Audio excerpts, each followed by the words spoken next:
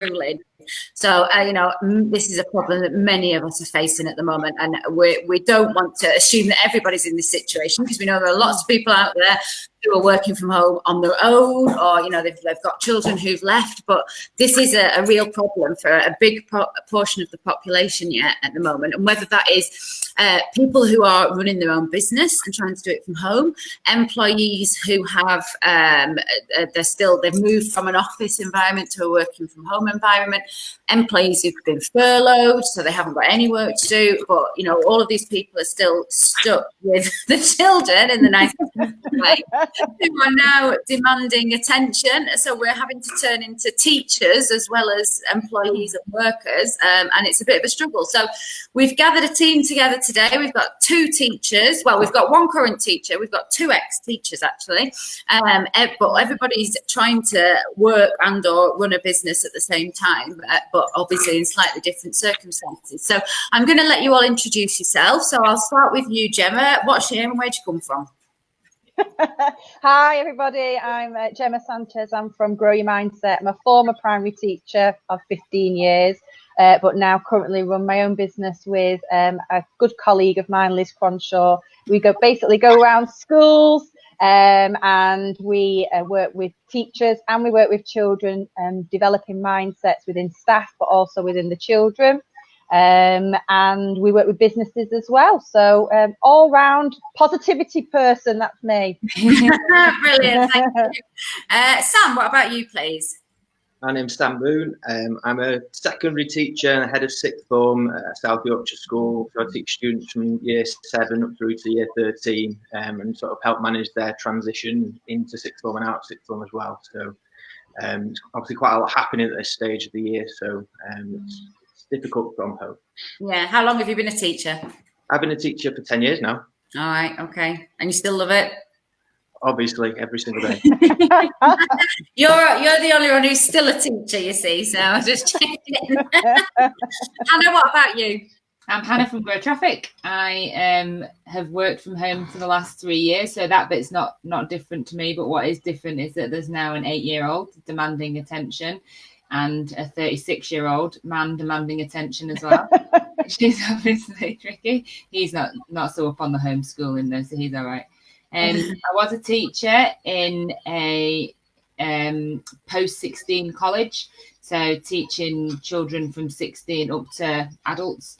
And then I worked in the same school as Sam, teaching careers advice to 12 to 17-year-olds, I think. And now I just do GrowTraffic. Just do GrowTraffic. Yeah, well, I think most people know who I am, but I'm Rachel from GrowTraffic. So GrowTraffic is an SEO agency. We are also, trying to work from home, and I have a 10-year-old, but I've never been a teacher. I'm also not really Mother of the Year, so all of this is quite my policy a lot of the time tends to be, look, I'm working, shut the door. But yeah, hopefully I'm going to learn some things as well today. So thank you very much, all of you, for joining us. I am going to go around again now. I'm going to ask you kind of what situation do you find yourself in now? I know some of you have already mentioned, either furloughing or business, but how is your business or your work life fitting in around this? Do you have children at home, or Sam, I know in your case you don't have your own kids, but you're trying to deal with the children from school and accommodate the struggles that they're facing. So give us your personal take on what's going on at the moment. Gemma, I'll come to you again first, please. Yeah. So at the moment, obviously everything's on hold with schools being shut. Businesses don't want you to come to them because of the worry of COVID-19. So everything's postponed, which is fine. So we know that work is still there for when everything does come back to normal. It's just the here and now. So at the moment, we're doing things like updating our website. We're just planned in to do some live story sessions as well based on growth mindset. So they're coming in starting next week. We're offering support to parents with our experience as primary teachers in terms of homeschooling, doing loads of blogging.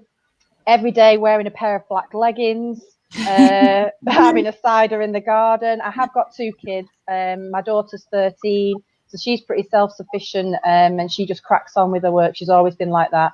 Salvador, who is 10, is a different kettle of fish, very much like Leon, Rachel, in terms of he don't want to do anything apart from maths. He'd rather be playing football or on his Xbox. So juggling, organising him, plus doing little bits and pieces on work. But otherwise, he's spending nice time with the family, really making the most of that. Yeah, I mean that is the bonus, isn't it? Whether you look at it as a bonus and a curse, we're getting to spend so much more time with them that we never would have done before.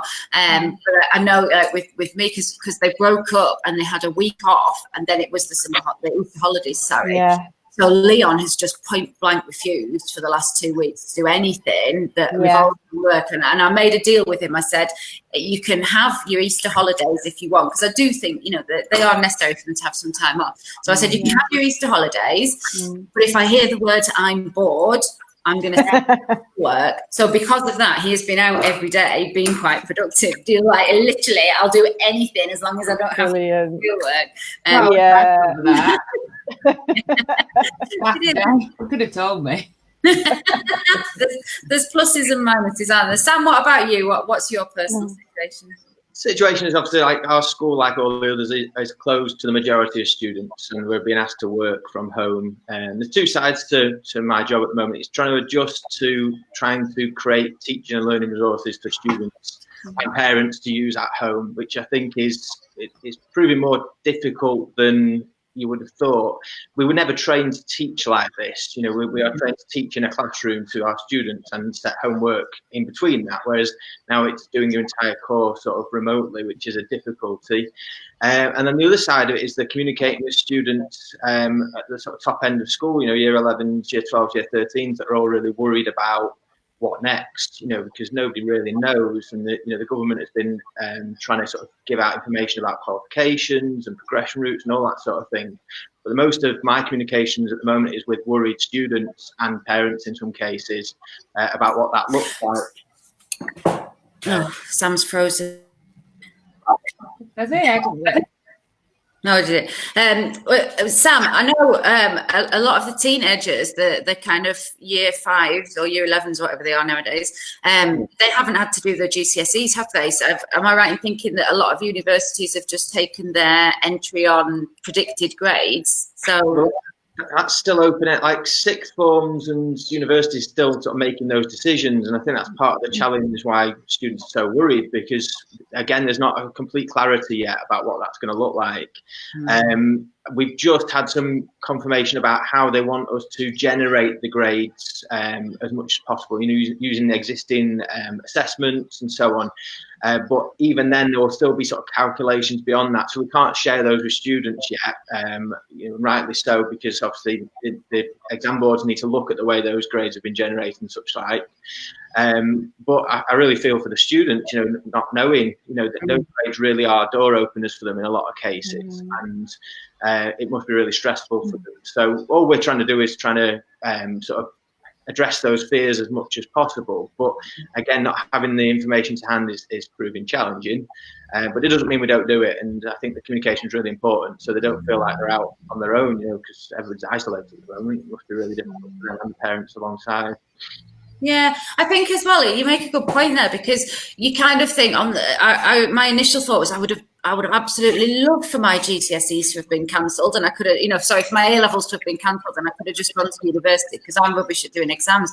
But it's not just the entry into university that you need your A-levels for. If you wanted to do any courses in the future, or if you want, every job application I've ever filled in, they've asked what are your qualifications, and I know they'll, they'll kind of make up a predicted grade or whatever, but it's sort of, it's a big piece of the puzzle missing. And the other thing is, it's work for 2 years to then not kind of be able to complete it would be hard, wouldn't it? One of the things I found really refreshing in terms of the student attitudes to it is the ones that have been really disappointed that they haven't had the chance to do them. I didn't think, I'm like you, I would have been like, great, I don't have to do them, fantastic, 15, 20 years ago. Whereas the students have been getting in touch and saying it's like an anticlimax, they've worked all this to prove themselves, and they're very competitive. A lot of the top students, and it doesn't matter about intelligence, it's about like being committed and being passionate about your subject or your craft. are most disappointed by that. It's that I wanted to get an A to prove I could do it, and get an A star to prove I could do it, or a B or a C or whatever they were aiming for. And I've had so much communication with students along those lines, and I think, you know, it's been a real eye-opener for me as a teacher, and it's something to sort of bear in mind for the future. You know, like that attitude, I think, is really powerful. And you know, there's also some that like were sort of celebrating the day that we closed, you know, thinking fantastic, but I think more were disappointed. It does go show, doesn't it? Everybody calls them, you know, the snowflake generation, and they're just soft and they're lazy. And actually, when you meet them and you know them, they're not at all. Yeah. I'd have been disadvantaged more. I was rubbish at coursework. Well, not rubbish, but, you know, not wonderful at coursework, but always performed really well in exams. So for me, not having had the opportunity to do exams would have definitely, you know, if my grades were predicted off my coursework, I wouldn't have been, you know, I wouldn't have done as well. Yeah, that's it. Yeah. I was a completely mixed bag with my GCSEs. I obviously did my mocks and I flunked them completely, but that was like my wake up call for actually you need to put some work in, some effort in now. And my GCSEs I did really well. My A levels, unfortunately, I met my husband while I was doing my A levels, so I was more interested in him. My A levels. So yeah, it's a strange one. I would have been happily forget my A levels. There are a lot of people like that. There are a lot of kids that you know, they're not great at the coursework, and they just think, no, I don't need to work that hard because I know I can pull all this back from the exam. I know I'll smash it and I'll do enough. And you know, if they have done, if they've maybe lagged behind on that basis for the couple of years, it's tough on them. But Sam, I do want to come back to one thing you said before. You said that, you know, as teachers, you're not trained for this, and this is you and Gemma were having this little conversation just before we started going live about how, you know, you're trained to teach children by interacting with them and giving out resources and, you know, giving each child a little bit of attention to teach them something, whereas now you've been asked to either just provide worksheets and send them home, or you know, do Zoom calls at a push for some lucky kids. And it's not enough to kind of get that across them, is it? No, like teaching's very responsive, you know, like it's not just a case of the person that's knowing stuff and sharing something Gemma said earlier about, you know, if somebody talks to you for half an hour or an hour, you get lost in that, and, you know, students adults switch off, you know, people don't have that level of attention span. It's about sort of like getting that feel of individuals in the room and being able to sort of say that student gets it, that student doesn't. So how do I adapt my hour to that, or my half an hour, or whatever it is I'm doing? And that's really difficult online. You know, like we've been told not to use Zoom calls because of the sort of security risk, but other platforms, you know, are being used as well. But you don't get that level of response. You don't get that level of, you know, intuition of knowing when a student's drifting off because they're not paying attention. You know, often the behaviour as well that dictates whether you think they know it, you know, whether they switch off and start acting up and things like that. You know, that happens in classrooms every day, and it allows you to sort of use that as a barometer for their understanding of it. It also, like, some of the best lessons that you do, you go off on a tangent because something captures the class's interest and so on. Again, you know, like you can get people really enthused by a subject just by that feeling in the room, whereas you don't get that off a worksheet, you don't get that off a quiz, you don't get that off anything like that. So how do you sort of bottle that feeling? And, you know, I think after being sort of locked down for 3 or 4 weeks, nobody's cracked that yet. We might be better at it by the time that lockdown sort of ends or sort of is eased off. But you know, I think there's a need for everybody to be a little bit patient with teachers as well as the students as well as the parents, because this is like, you know, I didn't want to use the word unprecedented, but it really is like, this is not the way in 10 years I've ever had to deliver content, lessons, and get feedback. I think that is a really important thing, because as a parent, you know, I've never been a teacher. I've only been in a classroom a couple of times, and then I got out of it as quickly as I possibly could. So I was just fully prepared that, you know, I would download some worksheets and I would give them to Leon, and he would sit there and he would do the worksheets. And I completely was like, and he kept getting up and he kept asking me things, and I'm like, well, look it, you know, if you don't know it, look it up. Google it, or go to the dictionary, or get the encyclopedia down. The encyclopedias that were written in 1925, by the way. The encyclopedia online now. Yeah, no. Our encyclopedias have a section about the moon, and it talks about how man will never go to the moon because it's so far away. Wow. So they're probably worth some money, aren't they? But yeah, that's the thing, you know, like you say, as teachers, you are trained to do this. That's why you go to teacher training college. As a parent, we're not trained for this at all. You know, I know how to do my job. I know how to cook for him and clean his washing and make sure he's fed and he's quite healthy. You know, I don't know how to teach my child stuff, and I'm quite impatient and short-tempered anyway. So when he's like, you know, if I've told him once and he's like, I still don't get it, I'm like, what do you mean you don't get it? Told you, showed you. Why do you not get it? And I think that's what a lot of parents now are. I think we will come at this with a lot more respect for teachers. Absolutely. I think the other thing is, like, the expecting a kid to go and sit down and look at worksheets for, you know, the school day is too much. Like, the first few days we were at home, I would get Naya worksheets and, you know, make a little booklets and stuff, and expect her to do like 9 till 3 with an hour for lunch and a couple of 15-minute breaks. And by like Wednesday, she was miserable, but she was really motivated. She was like, this is what my school day is like. This is when I do this, and this is when I do literacy. By Wednesday, she was just miserable because she hadn't had any of the interaction, or, you know, the moving around, or the talking to children, or running around at playground with other kids and stuff. And it, like, we quickly realized that we had to be way more flexible with the tasks that we gave her, try and embed the learning into other things that we were doing, and try and, like, you know, hit several birds with one stone. So, you know, like, type something up and then that's IT and it's whatever else she's doing, you know, that sort of thing. But also just be way more kind of forgiving of her time and her attention span and lack thereof, and her ability to sit and be self-sufficient, which obviously it impacted my ability to work hugely, and it impacted her mental health hugely. I mean, I blithely sat down and I thought, like, because Leon from the beginning, he set the alarms on his phone so that it would run to the same timetable as the school day. So, like, I did get told off on the first day. In fact, I got told off 2 days running because I needed a loo when it wasn't break time. So he put my name on the board. You know, I thought, like, he will sit down and do his work. I can sit here and I'll do my work. Everything will be fine and dandy.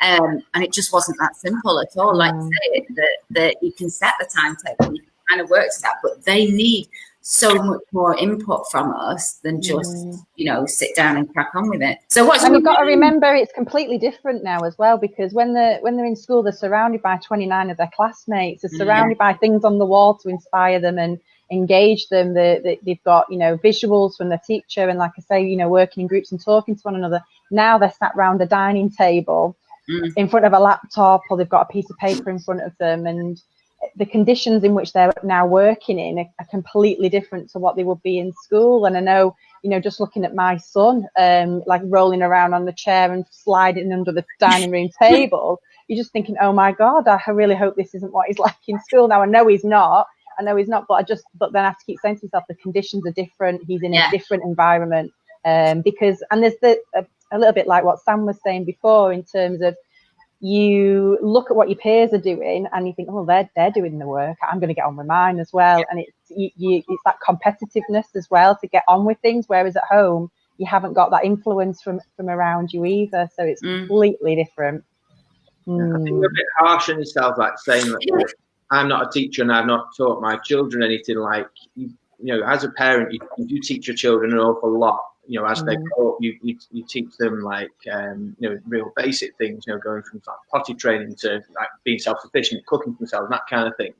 And, like, teaching in a classroom is not that much different in terms of the way that it's a stepped approach. You know, you can't be expected to be an old singing, old dancing teacher, you know, having been in lockdown for 2 weeks, you know. But if you think back to the things when you were most successful about developing your child's skill set, apply that to, you know, what it is they're being asked to do in school. So say, for example, a worksheet. You know, a worksheet might take an hour, but you wouldn't expect them to sit for an hour and do it. like you dunk it, you do short, sharp bits, which must be difficult as somebody that's working from home, because you know, essentially you can't exactly stop your working day every 10, 15 minutes.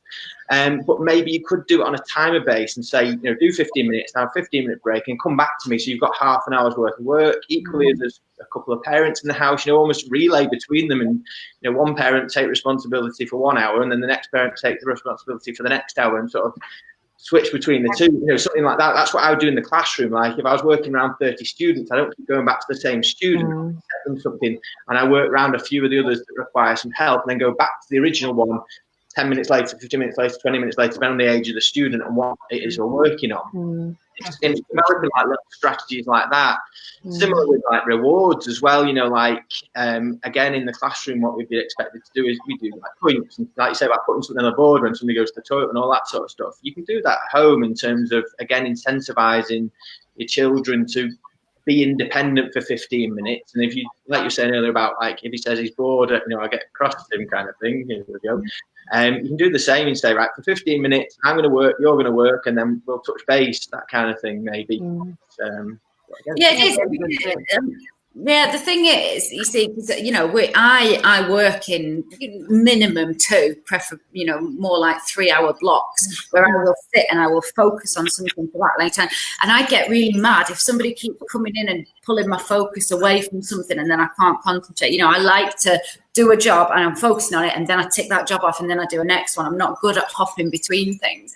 And I think that is the hardest thing. It's that you kind of like, oh, you know, I'm working.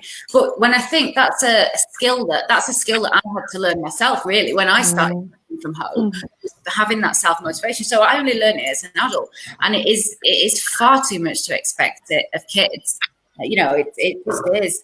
And I like what you said before, Gemma, as well about you know, they've got their peers around them, and we're essentially, you know, I'm asking them to do it in exam conditions. I'm like, right, I'm working, so we have silence, so you sit there and concentrate, and you know, of course it's too. Normally they've got their friends and they can talk about what they're doing, or they can kind of copy off what each other's doing and discuss it and stuff, and they just can't do that at the moment. I think that's a big part of it, isn't it?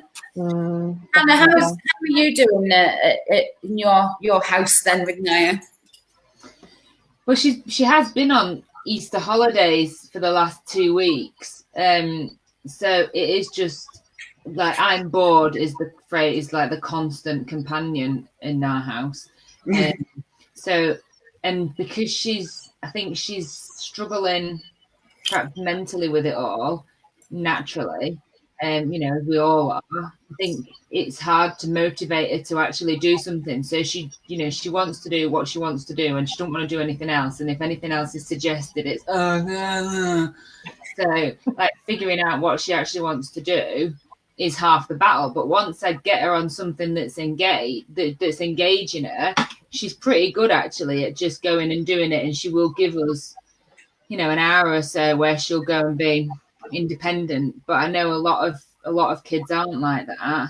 And we try and break our day up, and we've got into a really nice routine where, you know, we kind of all have breakfast, and then we'll all go off and start doing some work, and she'll have a task, and then we'll come together again at, like, you know, at 11 for a drink or whatever, and then work until lunchtime, and then she'll have a lunch and she'll watch her phone, and then we'll all go out for a walk. So while she's having a lunch and watching her phone and that, we get on with some more work.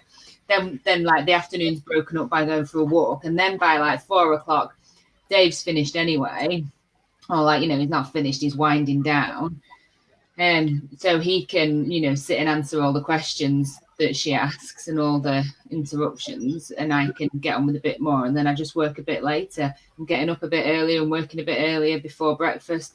I'm finishing work a bit later and working a bit later, so I can have that bit of time in the day where, you know, she's kind of centre of attention and got some engagement. I think the thing there as well, though, is that because Leon and Naya are their only children, and I was listening to, I think it might have been on Woman's Hour actually last week, and they were saying about how this is so much harder for only children because they they're completely missing that social contact. I mean, the thing we've got here is that where we are, we're positioned, we've got the road on one side and then there's a little country lane that goes up to the moors at the side. So the neighbours are coming out. Like yesterday, Leon was helping one of the neighbours do some gardening, and they did it by staying 2 meters apart from each other. But he at least there's people walking past. He can talk to folks. Whereas I know where you live, you are really quite isolated, aren't you? So, although you're in a more urban area than we are, but because of the way your house is situated, you can't see life from your road. So that must be hard for her as well. It's just missing that social contact, mustn't it? Yeah, definitely. But we're trying to do it interactively. So we get her on a couple of, like, there's a storyteller on Zoom that we put her on. Don't put her on. We sign her up to. In front of. Yeah, she's the puppeteer. Sign her up to, and we have like sessions with her family and chats with you, and we do try and get her to see as many people. Last night, Sam and I were Skyping, and she was, chatting on that and stuff. So I'm trying to get her to see, the world still exists outside of this little isolated house. But not having other children around is definitely having an impact. How are yours, Gemma? Because you've got, I know Sal's 10, isn't he? But if your daughter's older, will they play together, or do they just isolate from each other? They're typical brother and sister in terms of Salvador adores Ella and thinks she's the best thing since sliced bread and would spend every minute of every day with her. He totally adores her, whereas Ella is like, get off me, go away, you annoy me. She's a bit more standoffish. Having said that, we've had just moments where Ella's ice has melted, the heart's melted a little bit, and they've been holding hands when we've been out on walks, and they put on a COVID-19 show for us with songs and dancing, and which was really, really funny. It did make us laugh. But, the way they interpret what's going on, putting in things like queuing up at Tesco's and stuff like that, and just taking the time to get into Tesco's, and then looking out for the symptoms of coronavirus. It was really, really funny. So we sent that to our family as well, which they loved. So yeah, in some ways they like I say, they're enjoying it a bit too much, to be honest. We've done I was saying just before we came on, we did like a 4-hour cleaning session in the kitchen, and please don't judge me for 4 hours in the kitchen, but we just took everything out of the cupboards, and kids were cleaning the windows and getting rid of stuff and putting it in the rubbish, cleaning the surfaces, and we just had an absolute ball. It was a really great cleaning session. I don't really know why. So yeah, it's brought them together. They're enjoying being off school a little bit too much. I need to do something to make them want to go back to school. Really. Yeah, I mean, that's what Sam was saying before, isn't it? It's turned the things that there's nothing that we do that is not in some way educational. These are so you think you're just in the house, getting them to clean out the cupboards. I don't know what lessons they're going to get from cleaning out the cupboards.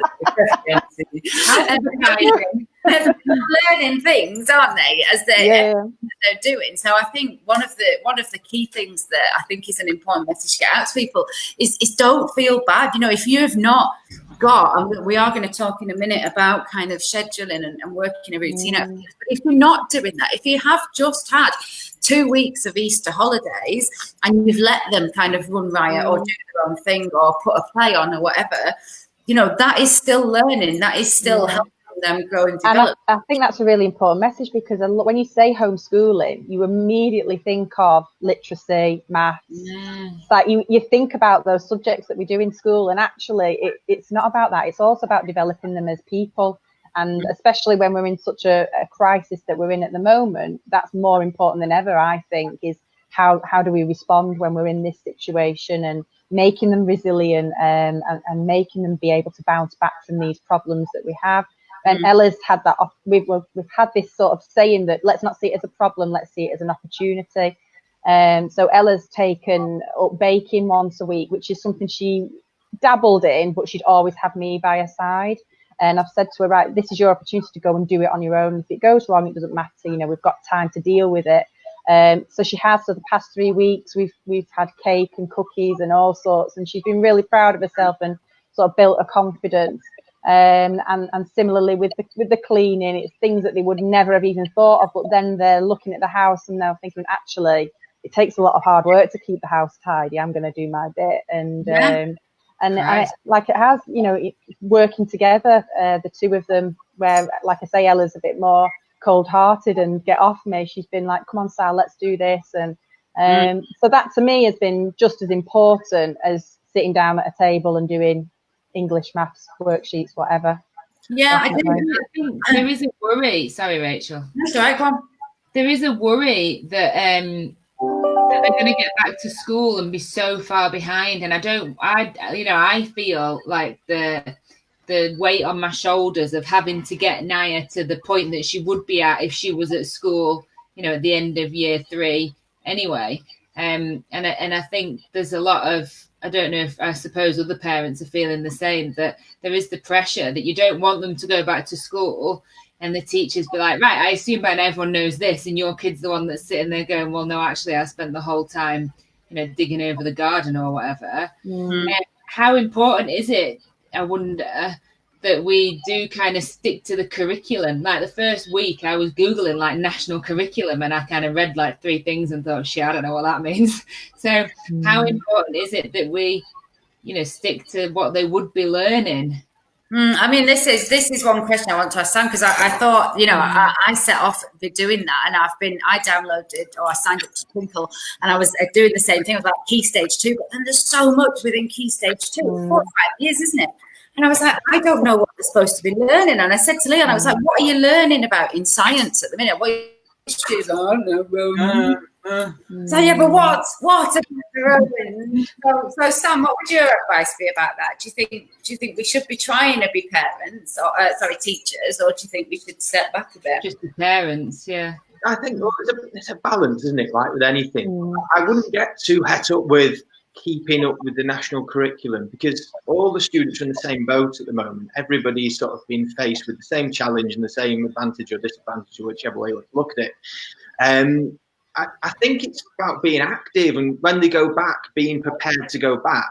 And I think some of the things that Gemma said were quite interesting about the interactions that her children are having with her at home will teach them just as much, if not more, than being in school. I think one of the things that I found in the sort of 10 years I've been teaching is that more and more schools are being depended on for every part of learning, and that includes literacy, you know, like verbal communication and, you know, reasoning and discussion and debate, which sort of factors in all sort of national curriculum areas, you know, like in every area aiming to get to that sort of top level to be able to, you know, evaluate and criticize and, you know, problem solve to a high level. And you can do that in the home. You do that at home when you're cleaning out the kitchen. There's a sequence to it. There's a discussion to be had. There's a management of it between yourselves and so on. At the end of the day, I get, again, like you parents, you're not teachers, and like teachers, they get paid quite a lot of money to learn the national curriculum and learn the best ways to share it with their children, their care. You can't be expected to do that at home. You just can't, like, especially if you're working, like you're all working from home, you've got things happening. But any time spent with your children, communicating with them effectively and encouraging them to be positive and active will pay dividends when they go back. They'd probably benefit from that. I actually think this time spent with parents is key, because like we're the generation now where generally both parents have to work. You know, we're not in the sort of, the majority of the parents in my community, I'd argue, both parents work, or it's a single parent family, or it's a grandparent bringing up children. Also got a broad spectrum of people and family situations, but nobody's on a free ride. Nobody's, you know, spending hours and hours and hours with their children. Whereas, you know, this time is really valuable. I think it's a great time to do it, especially with the weather being nice and being able to get out and do it in a sort of a positive light. Like, we won't be looking back and going, do you remember that time when we were stuck in during the middle of winter with COVID-19? Yeah, we'll be looking back and going, do you remember that time we had like 4 weeks together, 5 weeks together, 6 weeks together? And as difficult as that is, it comes with some absolute sort of personal development benefits. And I think the children in the long term will actually do really well for that, as long as, I think in everybody's case, in the way you described, you're being active. I know you've got to work, but you still want it to do it. You're still being committed to saying, I am looking things up on Google. I am going to get the worksheets. I am encouraging them to ask the question and try my best to answer them.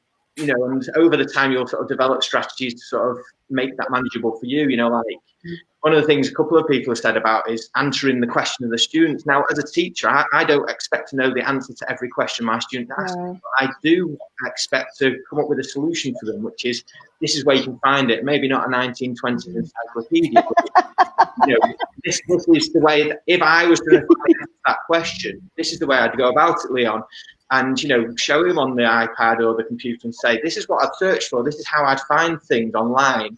And, you know, do that with supervision. Obviously, depending on the age of your child, you've got to bear that in mind, depending on what they might find. But, you know, that's still a skill. That's still a much more valuable skill than just asking somebody a question and expecting an answer from them. You know, Dave, after a long day's work, you know, trying to answer nigh 30 questions.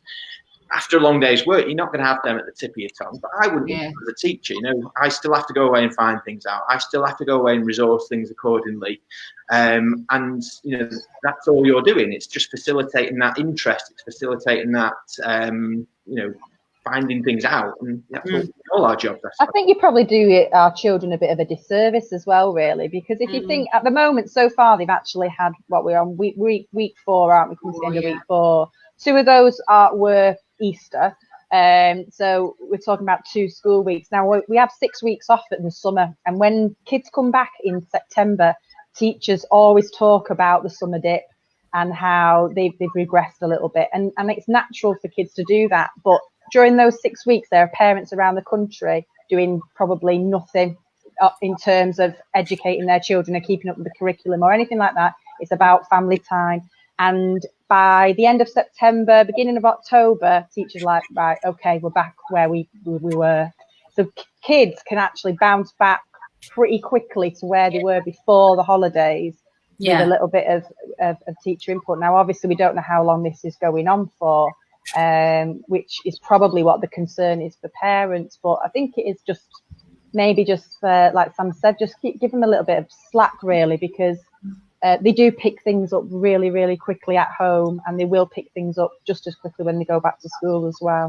Yeah, there's a safeguard issue here too, in that, you know, if you find this really stressful and take that out on the students and the children, you know, there's 10 weeks of them getting berated for not doing this, that, and the other. And I think that can have as much detrimental effect to the students and the children than, you know, and outweigh all the benefits that you get from being off. And, you know, I know it's easy to say, but try and be as positive with it as possible, and don't beat yourselves up. You know, like the other thing that we need to remember is that everybody is in this. This isn't just the select few people. This is the whole. Well, I mean, apart from, you know, key workers and stuff, but obviously the key workers, the children of key workers who are still in school will be facing their own issues, because as Sam was saying before, that, you know, he had 3 in his class at the tail end of the Easter holidays. So they're in completely different circumstances too, even though they're still in school. But everybody is in more or less the same boat. So nobody's going to get them back in school if it is September when they go back and say, well, you know, hang on a minute, why don't you know X, Y, and Z? I'm sure teachers understand that they are going to have to pick up kind of where they left off 3 weeks ago, really. Yeah, I think the other thing is as well, I sit on a representative council for the Barnsley and Rotherham Chamber of Commerce, and the feedback, I also sit on a skills council, and the feedback that we get from employers constantly is that kids are leaving school without those kind of soft employment skills. So they're leaving with qualifications that teach them how to do all the kind of technical stuff, but they don't have like the self-motivation to go and find a task, or the tenacity to follow through a difficult task, or the self-reliance to go and find the answer to something. And I think, like, as Sam and Gemma were talking then, it dawned on me that actually this is the time to be teaching them, you know, we're the people that should be teaching them those softer skills that will mean that they're super employable when they do leave.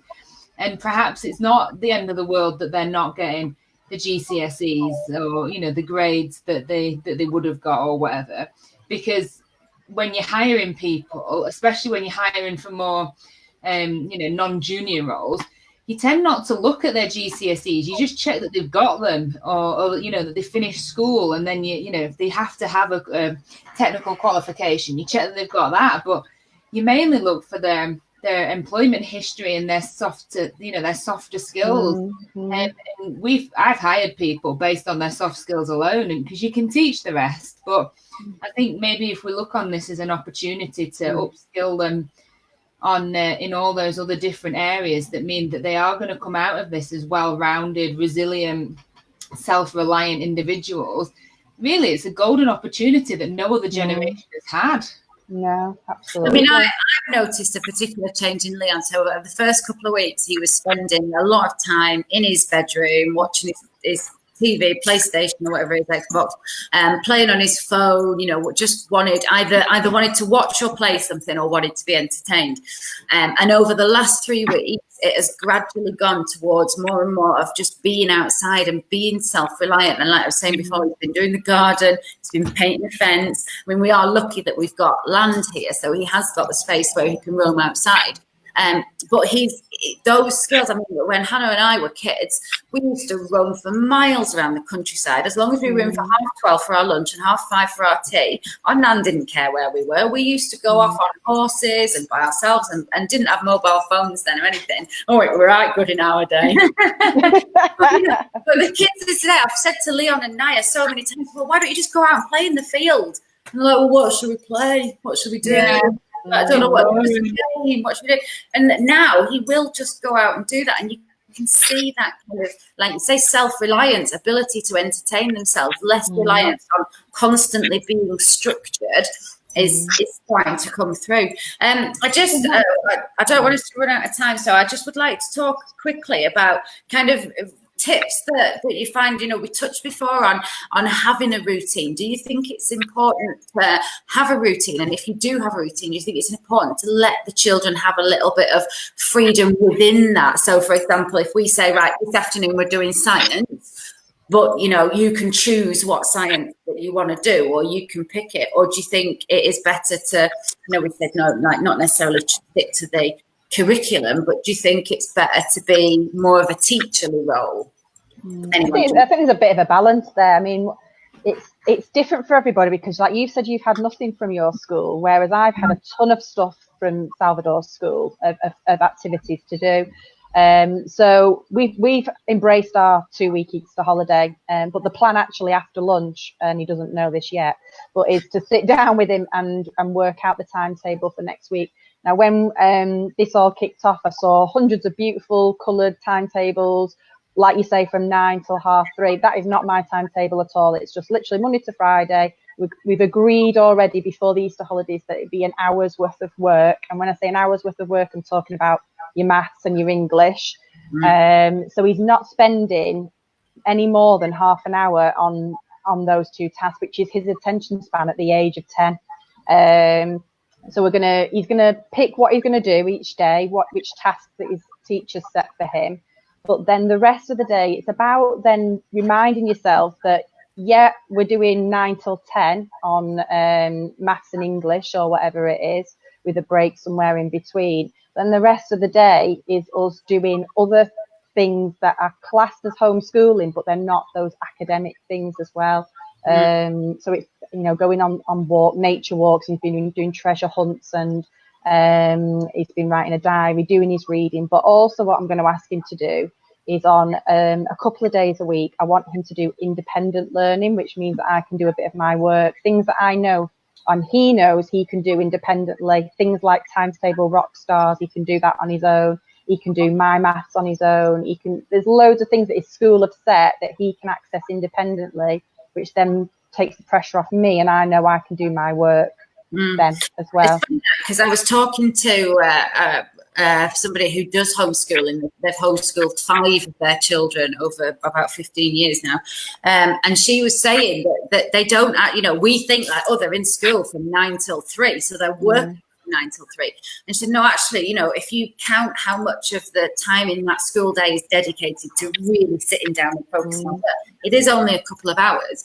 And the rest of it is playtimes and dinner time and traveling to and from and talking and doing PE and, you know, maybe reading, having golden time on a Friday, that sort of thing. So, you know, actually you can condense the working day down to just like an hour in the morning, an hour in the afternoon, and you are still going to get as much done as the average school day. Sam's nephew has come up with a genius idea. Did he get up at like 5 o'clock and works till like 10 or something? Yeah, he set his own agenda and he said, I want the day to myself. So he gets up at 5 in the morning and does work until 9 in the morning, and then goes about his day like it's the holidays. I mean, he's year 10, so he's a little bit more sort of self-motivated, and he's a little bit more aware of what he should be doing. But, you know, that's him taking control, and that's a skill in itself, you know, being responsible and being accountable and managing your time accordingly and all that sort of thing. And, you know, I like that. I think there was a study like that was raised recently again about how teenagers don't function that well in the morning as well. And again, I think, you know, dragging your child out of bed at 8 o'clock because that's when the school day starts, again, is a bit unconstructive, like, or counterintuitive. Like, if they're going to do some work, allow them to have an element of control as to when that may be. And it's not a case of putting it off, but, you know, if they get up at 10 and do it at 10, fine. You know, like, they're still getting the benefit of having done it, but they're also getting the benefit of having that kind of control with it as well. And again, it reduces. It's that building of trust, isn't it, as well, Sam? I love that idea. You're trusting, and Ella's the same. She's been setting her alarm. She gets up at 8:30 every day, and she does Joe Wick's workout on every day apart from Thursday. Thursday's her day off, apparently. But then when schools set her work, they've been setting enough to last the full day. But she's cracked on with it, but it's not meant that she's missed out on the other things as well. So like you say, she's come and joined us for a walk, she's come and sat with us for lunch, but then we've trusted her to go back to her bedroom, and she's cracked on with the rest of her stuff and worked her way through it and just managed to keep herself up. So there's an element of trusting your children to do it, but that's easier when they're a bit older as well.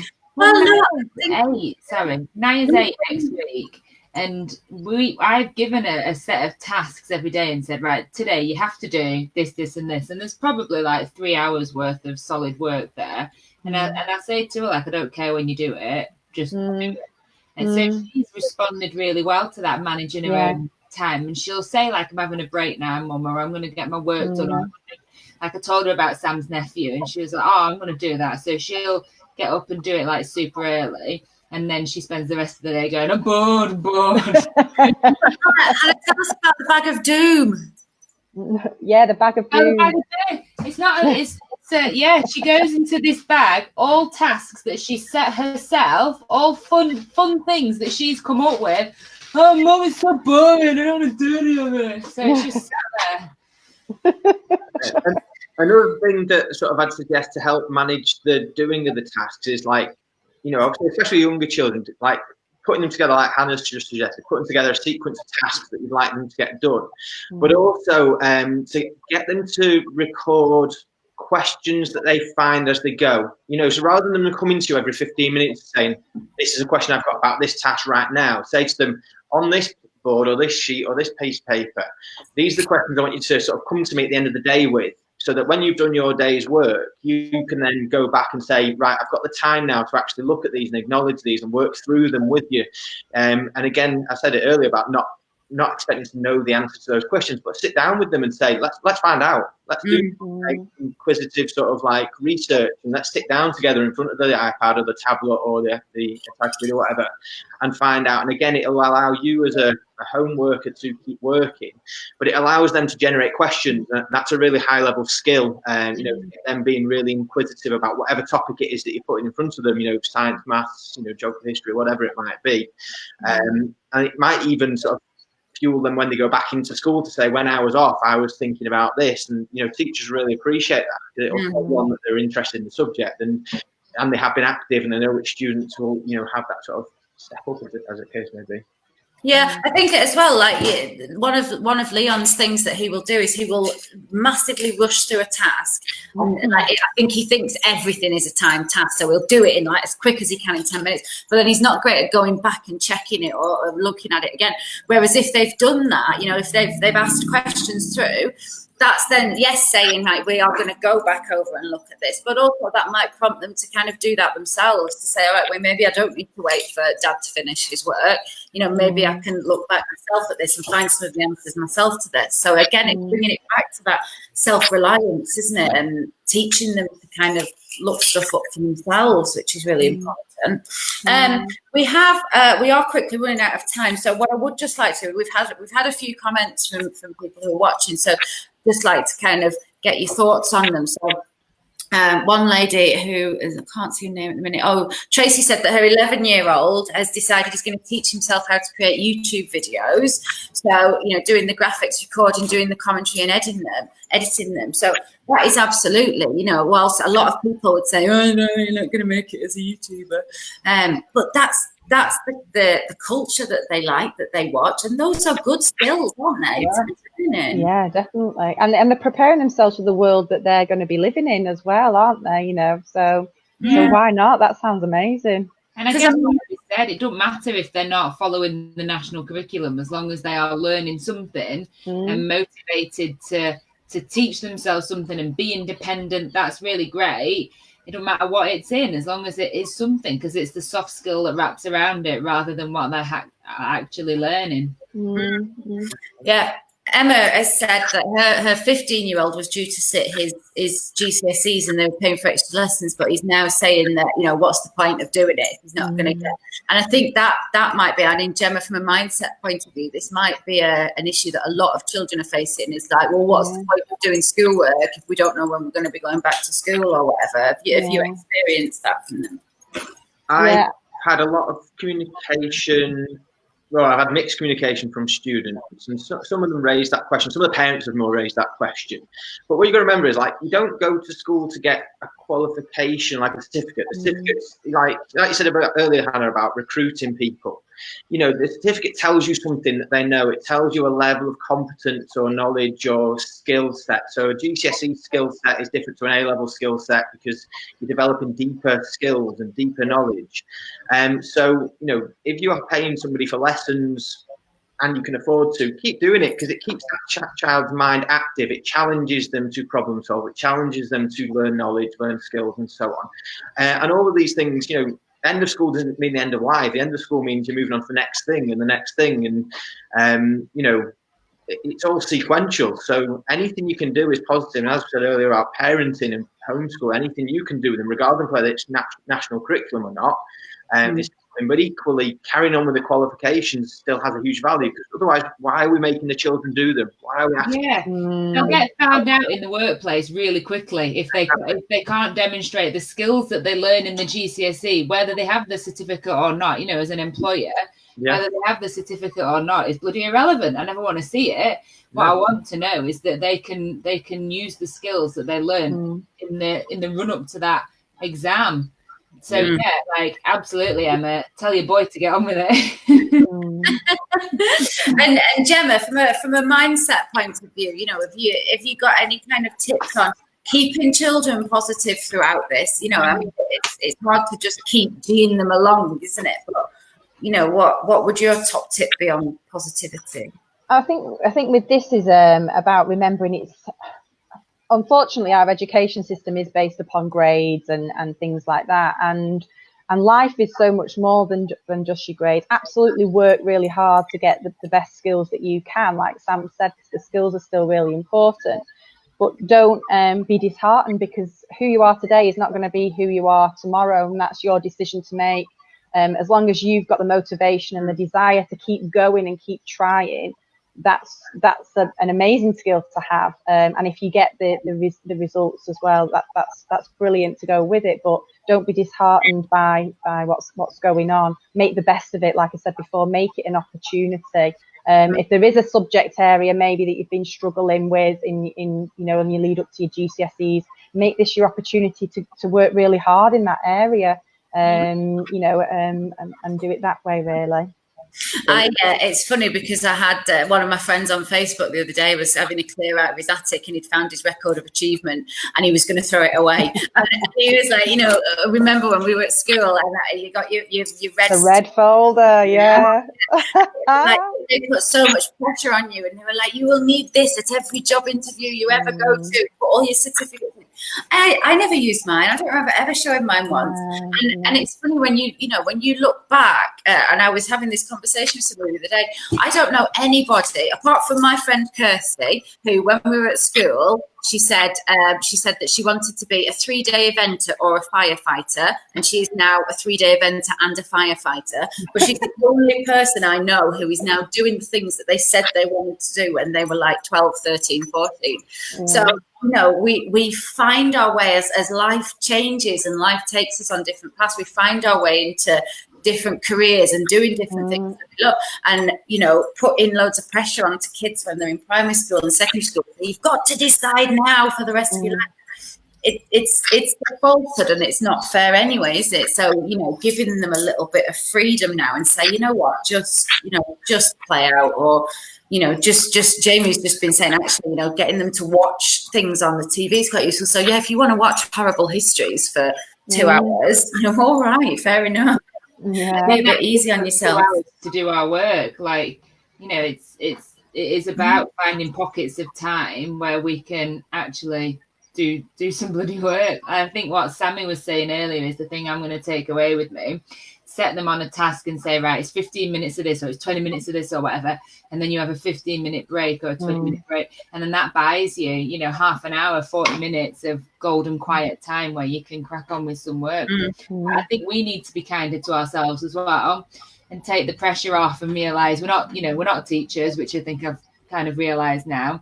We are going to have to realize that our workload is not going to be, we're not going to be as productive as we were 4 weeks ago, just like the kids aren't productive as they were 4 weeks ago. And that's okay, because the world is a weird place right now, and if the well-being of our kids and ourselves mean that we do 2 hours less work a day, then the world is not going to collapse because we're not like plowing through the work.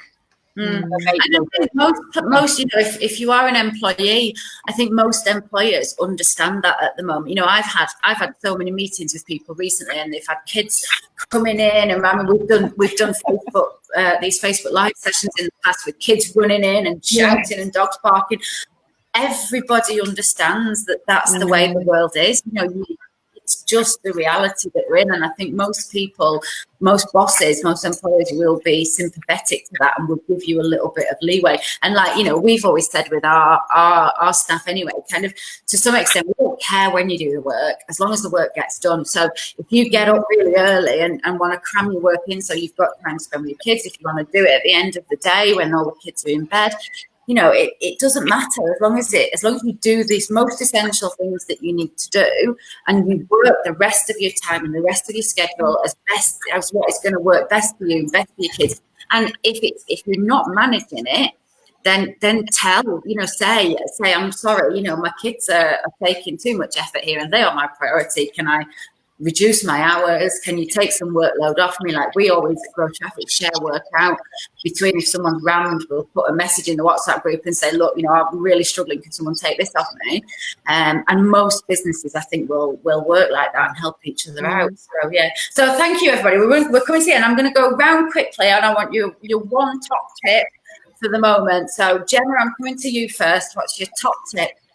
So I think my top tip would be just to go in gently with your homeschooling, and don't expect the 9 till 3. Just break it down into small chunks and discuss that with your child and come to some sort of agreement. You can build up the time as you go along. Yeah, brilliant. Thank you. Sam? I've got a few things, but one of the things that I found it's not something we've discussed, but it's about utilising the teachers as well still. And some of the best conversations I've had with parents and students have been over the phone. And if you're really finding something difficult as a parent with your child, whether it be something academic or whether it be a worry about year 11s, and what's going to happen with the GCSEs, get in touch with your teachers at the school, because they're more than willing to have conversations. The best communication I've had has been verbal.